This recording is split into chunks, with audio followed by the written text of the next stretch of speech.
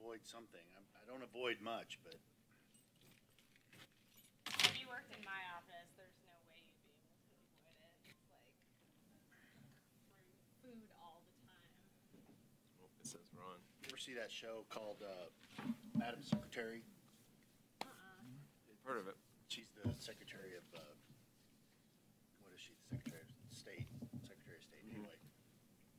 I noticed that in virtually every scene, there's like coffee and donuts. You go around the corner, there's coffee and donuts. You go into another room, there's coffee and donuts. It's all they eat all day. Right. We're not waiting on anybody else, are we? Tax dollars at work. The Chiefs night. We have our quorum, and the Chiefs wait for no one, right? That's right. Right. All right, I'll call this meeting of the Planning Commission to order. Take a motion to approve September 7th, 2017 agenda. So moved. Second. All in favor? Aye. Opposed? Great. Take a motion to approve August 3rd minutes. So moved. Second. All in favor? Aye. Opposed? Perfect. Moving right along. Let's see. We have a, so I hereby open the public hearing on case PC 2017-15. Any applicants? The city, so. The city is the applicant. Okay. So, as you can read in the staff report, about a year ago, you all considered amendments to the zoning ordinance for wireless communications. We kind of overhauled that section of the ordinance, which is in the conditional use permit section, because that's a conditional use in all of our non-residential zoning districts. We have been working with outside counsel on wireless communications issues, and they have recommended some additional amendments to us to handle small cell wireless communications facilities. I'm not an expert in this area, but my overview for you all is that basically one of the types of facilities that wireless carriers are moving to are small cells. They are smaller facilities that they can attach to existing poles, particularly to help manage needs with regards to mobile data, because we're all using our smartphones a lot more than we used to. So they're rolling out more deployment of these facilities. There are more of them. They're closer to the ground. They are smaller. There are just a lot more of them because, you know, they each carry a certain amount of data. Sorry if I'm mangling this, but this is my quick overview for you. Our ordinances, as we amended them last September, would treat these facilities the same way we would treat a cell tower. And they have recommended to us that we amend our ordinance to make it a little easier for companies to deploy this kind of facility in a way that we would want them to do this. So if you are deploying these and you are doing it under certain criteria that, you know, are in this ordinance, we'll make it easier for you to do that and make it harder to do something else that we wouldn't want as many of. And for those, you would have to continue to go through the conditional use permit process.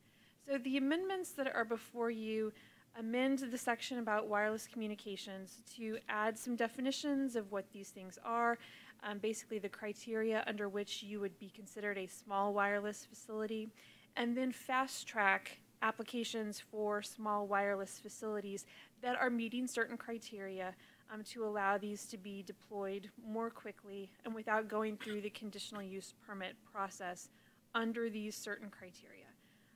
And that's what's before you tonight. Now, this would be packaged with, before council, amendments to the right-of-way section of our ordinance to go together in one package to deal with, because these would mostly be located in our right-of-way. But those don't have to come before you because it's not a change in the zoning ordinance. I'd be happy to take a stab at any questions that you might have, but that is the quick overview of this. We did advertise these amendments in the Kansas City Star, as we do any changes to the zoning ordinance. We do not post or mail notifications for zoning ordinance text amendments. I'm gonna call them antennas, for lack of a better term, will be put on existing poles only and existing buildings only? Yes.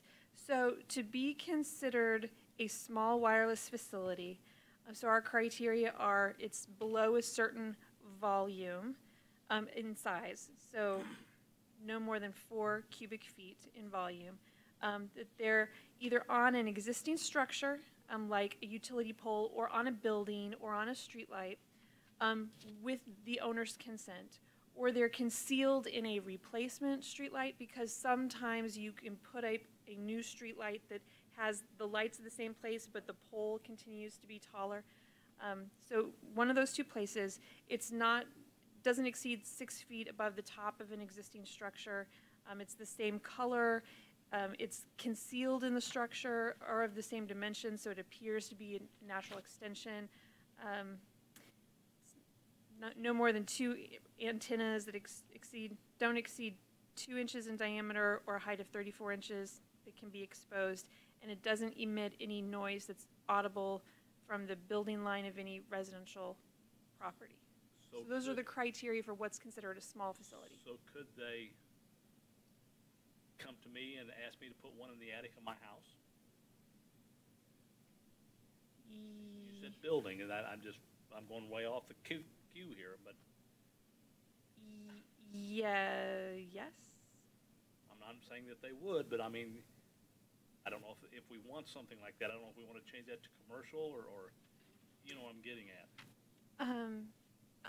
I think the answer is no if your house is in a residential zoning district, because we permit these only in our non-residential zoning districts. Okay. So if your house was zoned residential, I don't believe you could do that. But we did want to encourage people to put these on existing structures and camouflage them so they blend in. That's, one of the things that we're trying to encourage with these amendments. But it still is so that's my understanding of how this would work in practice. Okay. But it would still, I think that we have a couple of houses on the other side of Swift that are zoned non-residential where you could do something like that. I suppose you could make the argument that you could do it in Northgate Village if you amended the PUD, because that's not really a residential zoning district. But Thank you. So do we know, do the companies that want to do this, do they pay the property owner or whoever owns? I mean, if they say, hey, we want to put a small thing here on a street light in North Kansas City, do they pay for that, or do they just ask permission? well, if it was one of our streetlights, yes, they would be paying us. Okay, all right.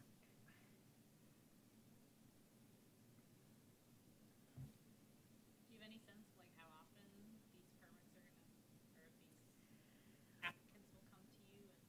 And We don't have a good sense of that. We have had people coming to us to discuss this. Nobody has yet gone so far as to make a permit application. This is kind of an unsettled area right now because of state law, and we're expecting ongoing, legislation to be introduced that might impact our ability to regulate wireless communications. We were frankly expecting that last year, or the last legislative session also, and it didn't happen, which was surprising. So we're talking to people about it, so we know that there's interest, but nobody has started to do this yet in North Kansas City, so we're kind of trying to get out in front of it. We might do this and then discover in the next legislative session that things change, and some of our ordinance we might not be able to enforce later, but yeah, so. I think it's great that you're looking ahead. I mean, it's, Well, this is our coming. outside counsel making these suggestions to us, That's so. good. That's good. We don't want to become known as a dead zone. No, I mean, and Drove into that's, North Kansas City and my call drops every time. Right, well, and that's one of their comments, recommendations to us, is that we do want there to be these facilities. Yeah. But we also don't want them to have a negative impact on, for example, the character of downtown. So we I've want seen to some great encourage. examples around the country about, as a matter of fact, Tom and I were just talking in Hawaii, all of the towers are disguised as trees. And they are so effective that they actually put them in their tree. If you go to Hawaii and look at like the native trees, they'll actually show you the cell tower because it's so disguised so well. So, and I've seen some examples of that where they're really, if somebody didn't say, look, that's a small cell tower, you wouldn't know it. You wouldn't know it. So if they're done right, I think they're fine. Any more questions? Seeing none and seeing no public, entertain a motion to continue the public, close or continue the public hearing, sorry. We close the public hearing at this time. Second. All in favor? Aye. Opposed? Moving on, so the chair will entertain a motion on this case. Mr. Chairman, I would recommend the approval of the ordinance as, with the amendments as presented by staff. I'll second that.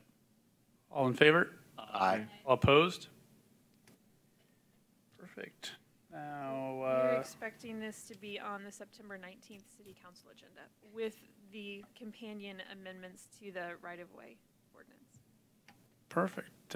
Moving on to the master plan implementation update, I will yield the floor to Sarah. Thank Great you. presentation. So we brought some extra copies of the master plan if anybody wants to have a copy in front of them. So the master plan was adopted last June, so it's been 15 months. We had been planning to come back and make a report on implementation to you sometime this summer, and then we had some busier agendas over the summer, so this is our first opportunity to do that. And what we've put together that's before you tonight is we took all of the next steps from the last page of the plan. So page 63 was a page that just listed next steps for us.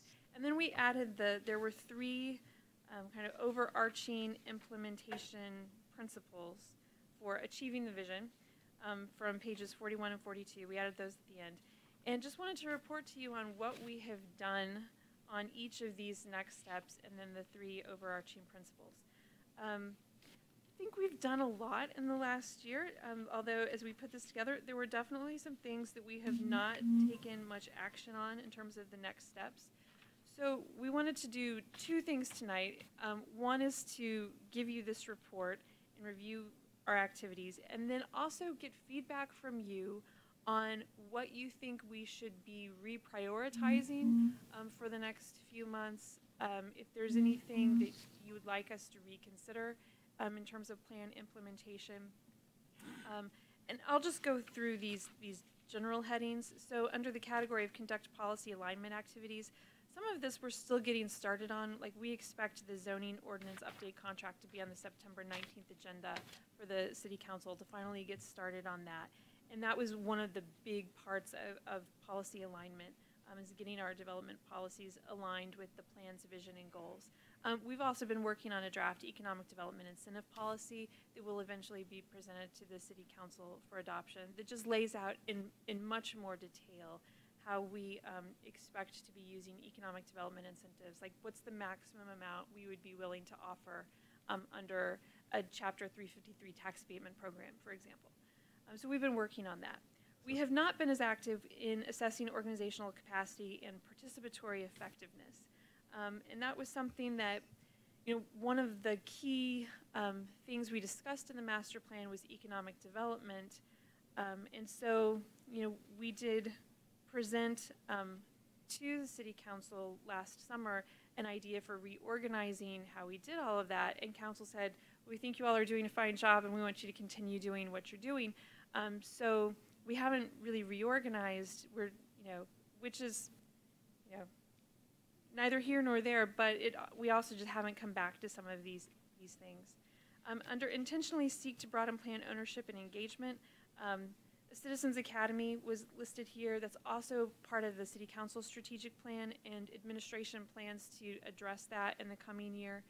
And then one of the things that we talked about in that category was, reporting to doing periodic monitoring of implementation. So tonight is part of that. One of the things in putting our report together, we thought was we probably need to do this more than once a year.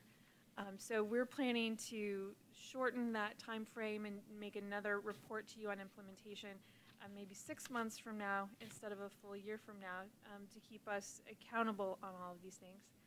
Under the category of take steps to ensure North Kansas City is redevelopment ready, we've been doing a lot more in this category. We've got some downtown area projects in the proposed budget for next year.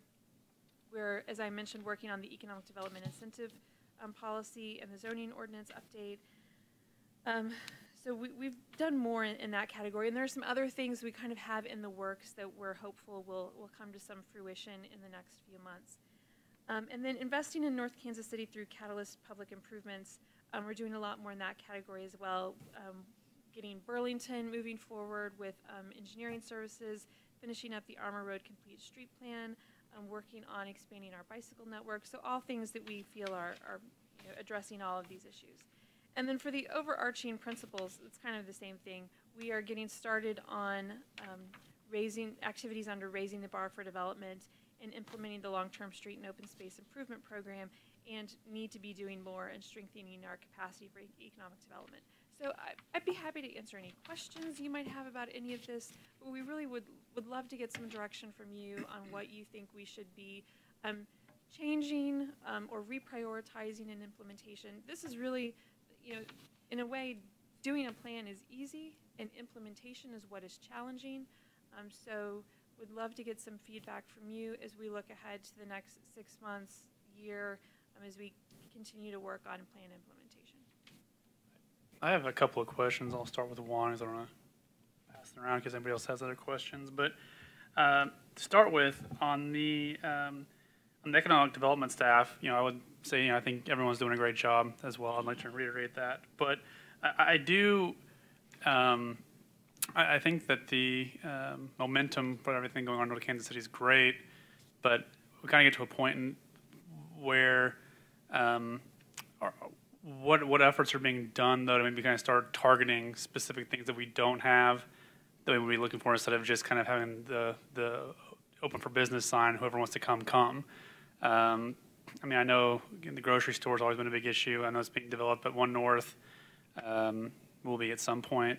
But what steps are I guess you or anybody else with the city taking to kind of ensure maybe we're getting too many of one thing, maybe we need some of the other thing, and then if we need some of the other, what are we doing to go out? And has there been any of that assessment or plan to do anything like that in the future?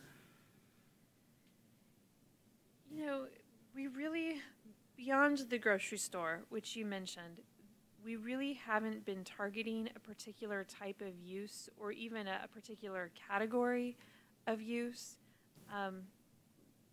We hear a lot about the grocery store, right. And so that we know there's a lot of interest there. But beyond that, there really isn't something that we've been focusing on. So I guess my question would be: is there something you would like for us to focus on in terms of economic development efforts? We do see, particularly over the last 2 to 3 years, a lot of not so much a focus on a particular type of use or tenant, but adaptive reuse of some of our existing buildings.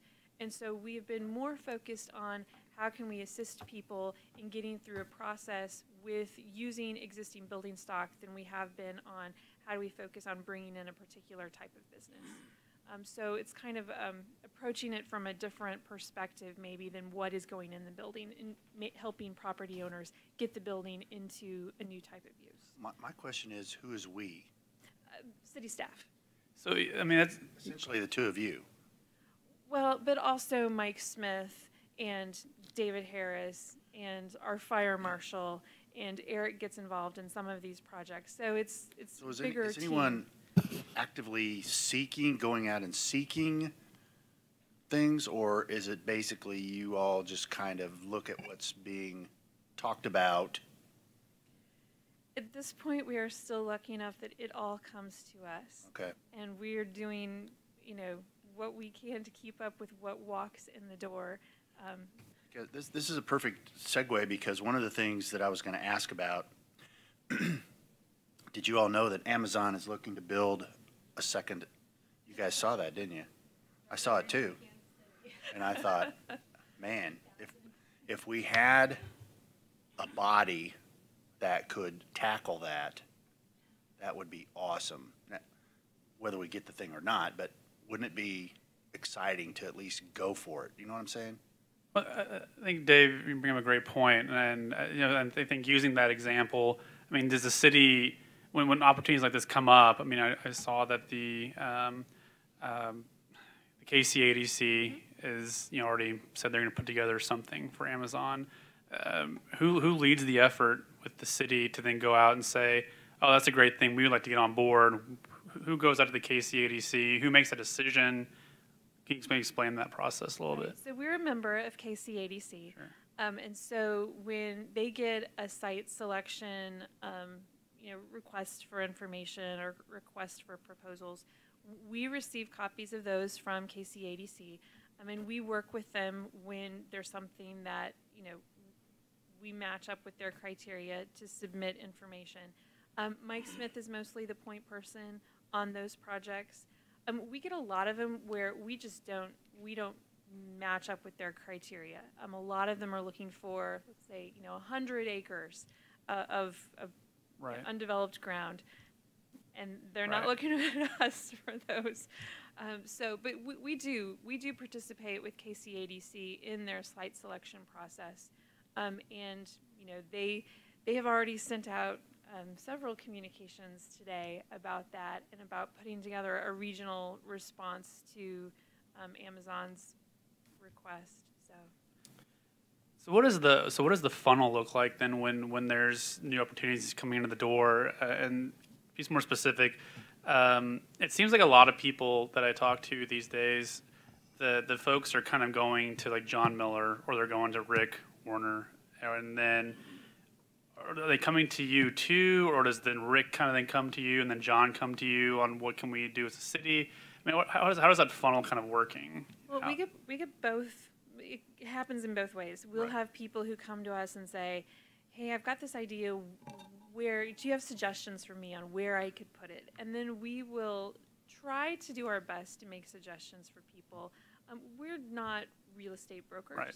so we will do our best, but we'll also be honest with people. Here are some resources, but you might find others. So we'll direct people to Clay County EDC. We'll direct them to, there's a link on our website to look for things that have been listed in the area for lease or for sale. Sometimes if it sounds like something that, there's a perfect NT building or a perfect building that the Millers own, or somebody else will suggest those things to them. Sometimes the property owner will come to us and say, "Hey, I've got this tenant. I think I'm going to put him in this building.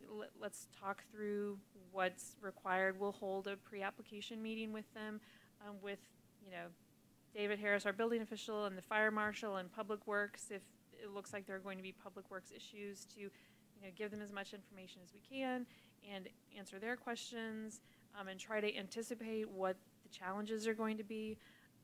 So we come at it from both directions, really, and it just depends on where they are in a process of finding a location. Sure.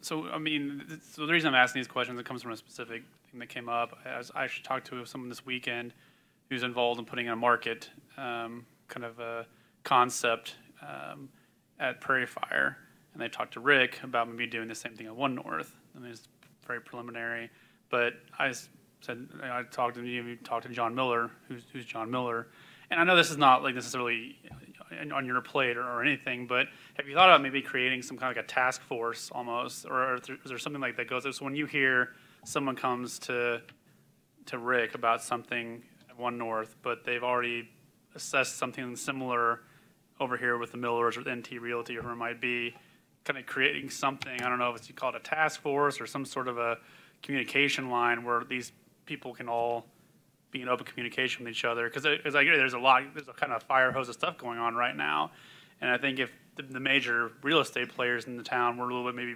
better connected, or had maybe a better. And I don't know how that works, and I don't know what other towns or cities have done along those lines that do something like that. But I think North Kansas City could benefit from something like that. I think so too. And to piggyback on that, it would be nice if the city had a mechanism for approaching the property owners, right? So let's take the grocery store as an example. The city wants a grocery store. Hey, property owners here in North Kansas City, does anybody have some property, or does anybody have some ideas where we can put a grocery store? You know, both ways, like you said. I mean, it's great that they come to the city and ask questions, and that's great. That should happen. But it'd be really nice too if the city would have an idea and say, hey, property owners, what do you think? We got to have a grocery store. People have been complaining about that. I don't get it myself, but they've been complaining about that forever.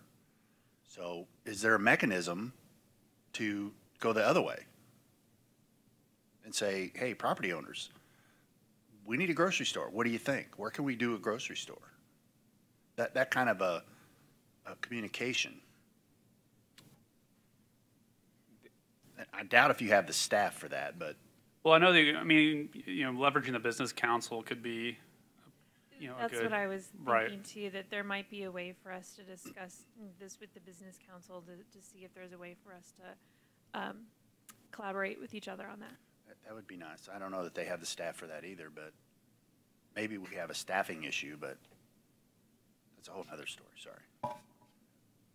The one input you had asked, for possible things that need to be considered or thought about that aren't here, and I'm looking through kind of at a high level here, and I haven't gone in depth, but I think, my opinion is with what I hear and see in the news, the next crossroads of Kansas City, and radio features about this is the place to be, and then we've got streetscapes coming and things that definitely make it feel more livable. My question or thought is, where do we then get into increasing our options for more residential, if it is apartments or whatever? Because I feel like it has the potential to sneak up on us. Where you talk to people like, that's such a cool area, I want to get there, but I looked, I couldn't buy anything, and there weren't enough. I don't know what our rent occupancies are. I don't know if it's the right options for what people are looking for, what we do have available. But is that somewhere in the plan to make sure? Because I know that some conversations I've heard about is, well, you can't get that until you have enough people living in that area to bring in that type of business. So is it one of those rooftops, drives, retail kind of things where we do need to focus on that in some part of the plan? So, yes, our kind of unspoken goal is to try to double our population. So you mentioned being able to buy things. We're really focusing on adding multifamily units because we just don't, unless somebody wants to go out and start acquiring parcels, we don't have a good place to put more single family. Right. There's more residential coming. We have approximately 225 apartment units in the pipeline for the One North redevelopment. We've got a second phase of City View that hopefully starts in the next 18 months or so. That's part of our development agreement with them. There are a couple of other ideas, floating out there that that could bring us more units. So I feel like we're starting to make progress. That's not as quick as some of the things we are directly doing ourselves because they are, private sector projects. But I do want to say we are working on those and expect to be making some progress on that, if nothing else in One North and with City View Phase 2. So that doesn't really address people who want to buy something and there's a limited amount of supply. But that's just something that's much harder for us to create for the market. So like we're exploring the tax abatement program partly as a way to try to make it easier for people to make investments that then hopefully would support either people staying in the neighborhood or, you know, continuing to invest in property that makes it attractive for home ownership as opposed to rental. But that's a longer-term project that we're still trying to get ourselves wrapped around, so. Have you looked at, and you know this is a subject near and dear to my heart, but have you looked at regulating the amount of rental properties in specific areas? In other words, I'll use my neighborhood as an example. We've, in the last, 2-3 years, there's been about 4 houses on a street of 10 houses that have converted over to rental. And as a property owner, I'm not necessarily thrilled by that. And there's nothing stopping the entire street to go rental. I just don't know that there is a legal mechanism for us to do that. Could there be? I don't think there's a legal mechanism for us to do Okay. that. Okay. So- Fair enough. Fair enough. Fair enough. That's fair enough. Yeah, Mallory's reminding me, Northgate's a good example of that, that was something that was discussed as part of that development. And we went as far, I think there is something in the CCRs about people not being able to rent, particularly the townhomes. And there's just, so it's in there, but there's never any way for us to enforce it. Yeah, legal counsel back then suggested that was very. We were on to thin do. ice. Yeah. Typically seems to be Form an a homeowners association and, we have to do probably.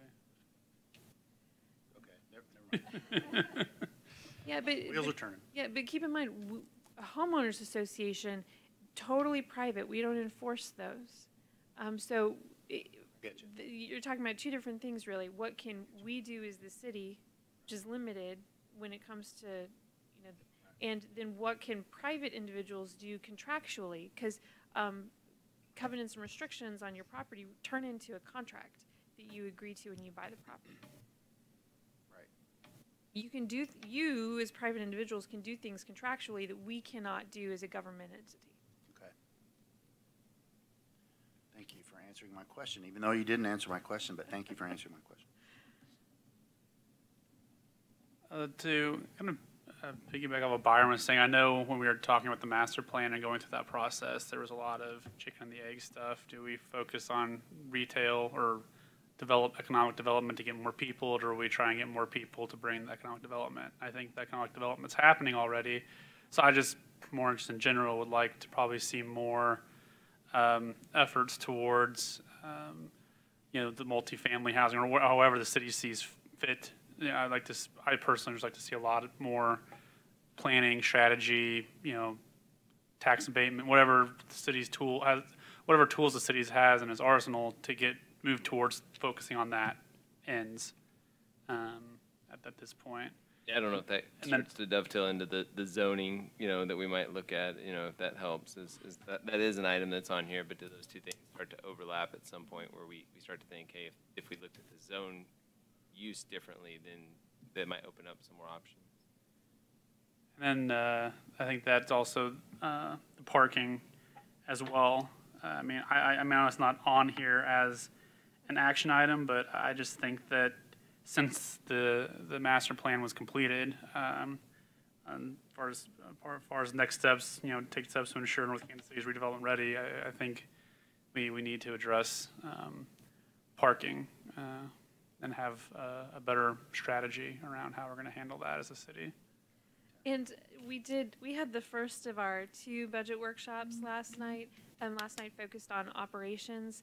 So we did make a request to add an intern to community development staff, and part of the idea behind that person is to have somebody to do a lot of the legwork around doing parking demand analysis so that we could put together that parking management plan. So that is on our radar for this winter, and you know, hopefully we can get that person in place and then send them out to start counting cars, doing all the very exciting work of getting that off the ground.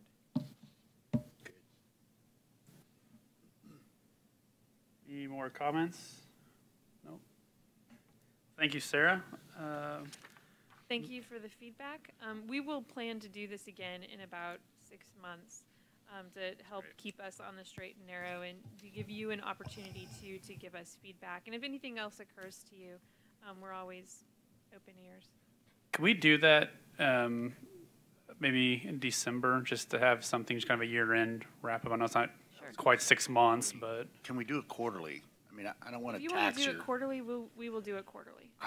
Honestly, I think quarterly would be better. My theory on that, you guys, is if you schedule it more frequently and then you happen to miss one, you're not behind too much. true. But I mean, if there's no schedule it for update, 6 there's no months, and then update. we have to wait 2 more months. Now we're at 8 months. Sure. So I say schedule it quarterly and try to, March, Go that way, June, even if September, it's- December.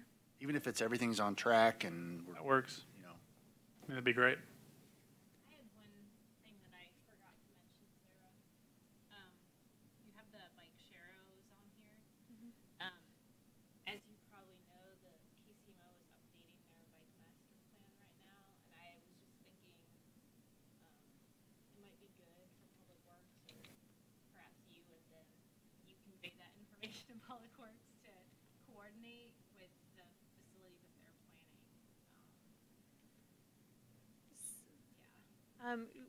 We have, it's been a little while now, but we have talked with them about that and kind of how we, where we touch them to match up with some of their facilities.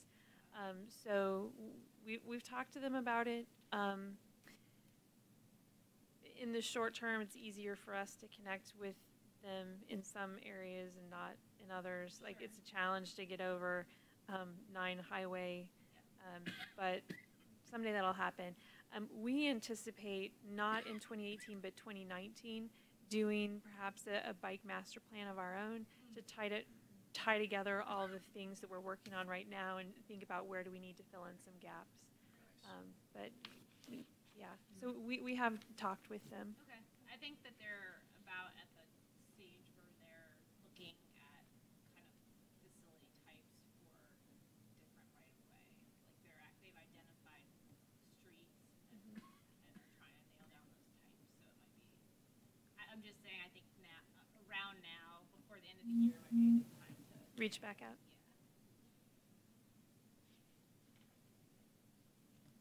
it's good stuff.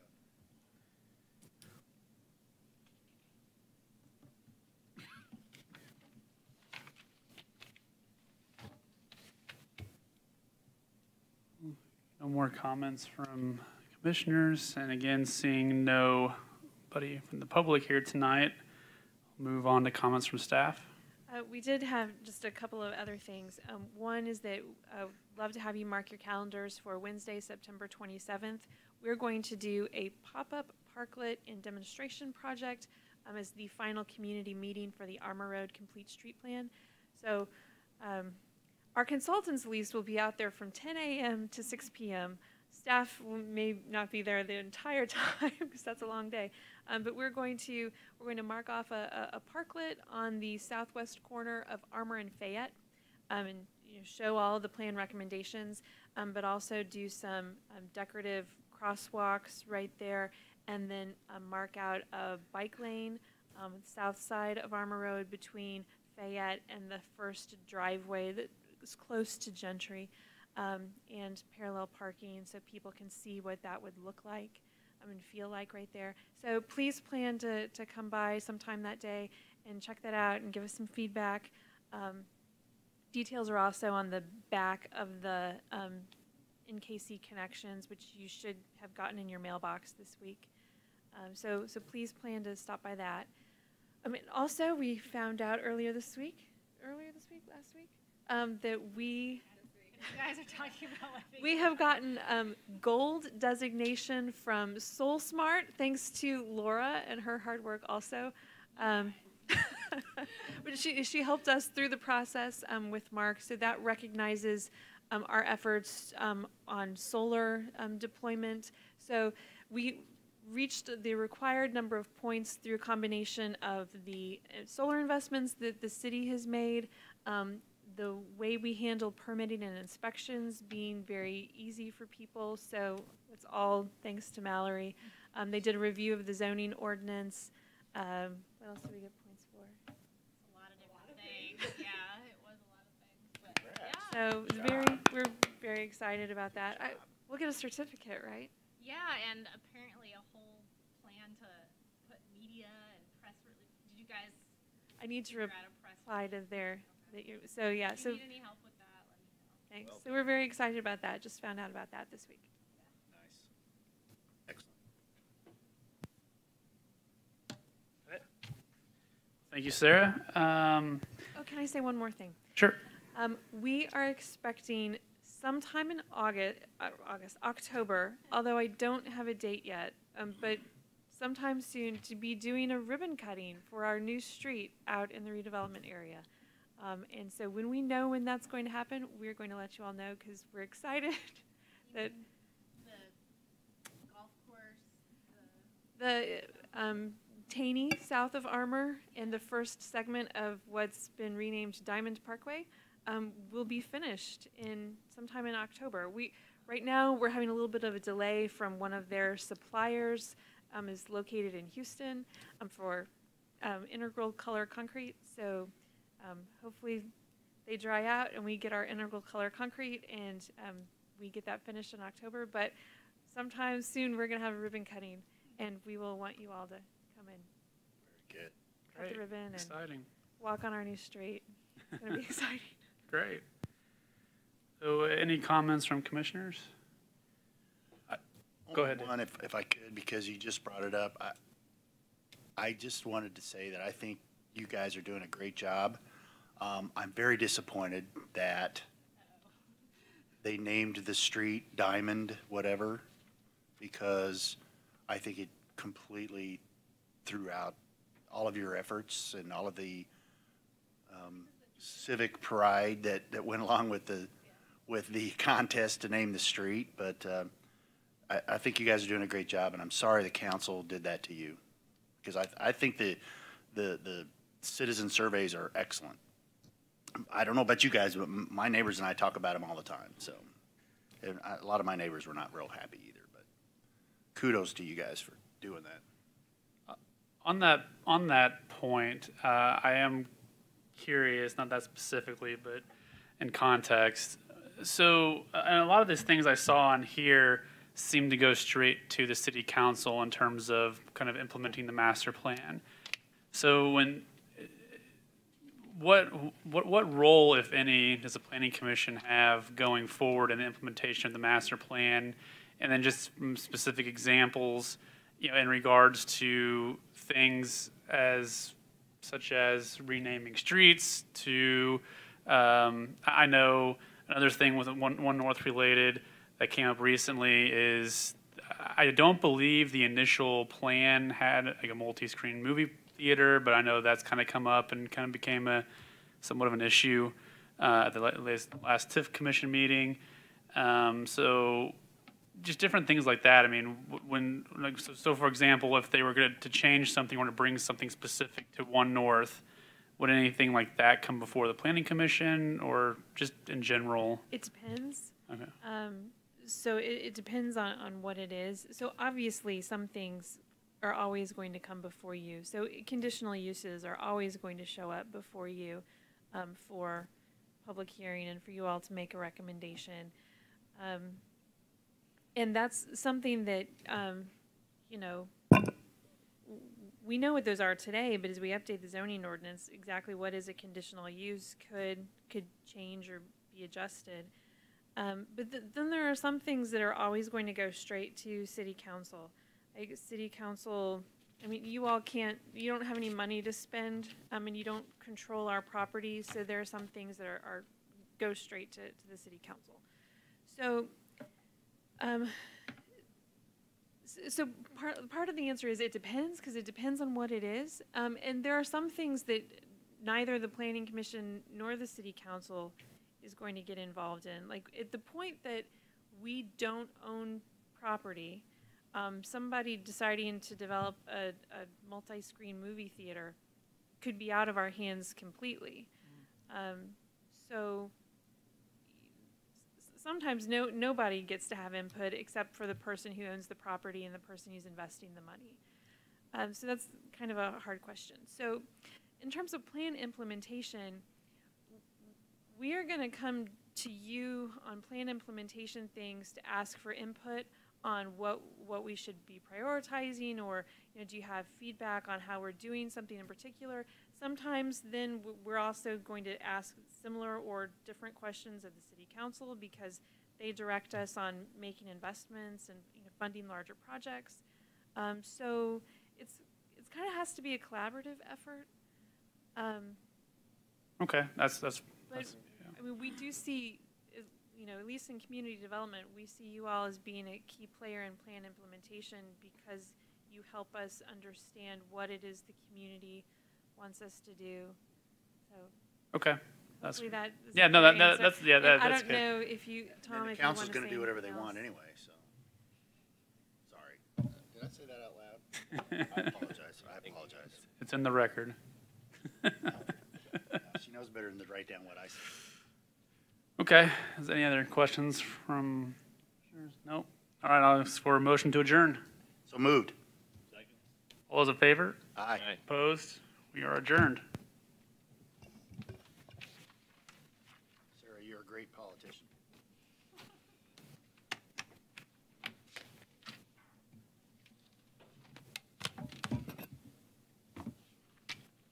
Apparently the water was out for 2 hours and there was. The water at your house?